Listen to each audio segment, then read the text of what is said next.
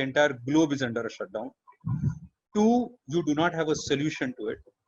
And C, you do not know when do things come back to normalcy. And finally, even if they come back to normalcy, what would be the response time for business and economy to come back to normalcy?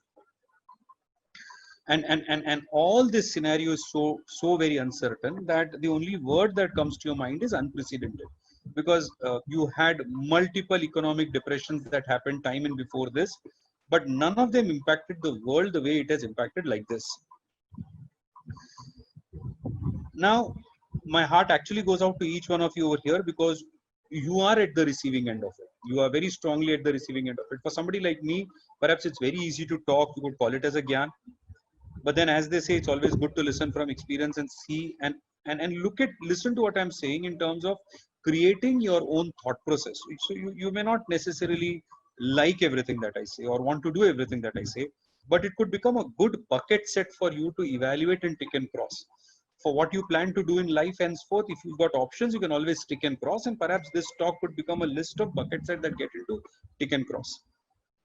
Having said this, I would just like to leave you on certain thought processes that I've got in mind, and I'll enumerate that as I go along. So it's more of a impromptu talk, and I'll give you. I fundamentally believe in these things that I'm talking, and I'll give it for you to think over it. I cannot give you a solution. Nobody has a solution as of now, right now. So I can only give you a bucket list of thoughts that I have, and I would want you to pick up from those bucket list of thoughts. First, for those of you who've been my students and are here, I'm sure would agree with me, but good things are always good to be reiterated. I very strongly have always believed in something called as, and I would request all of you, for those of you listening to me, to listen to me carefully and see if you like it.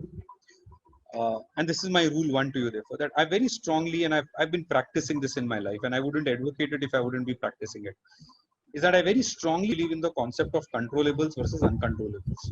And I would therefore want to start this talk with this itself. Having given you the unprecedented scenario, let's come to this. There's something called as controllable and there is something called as uncontrollable.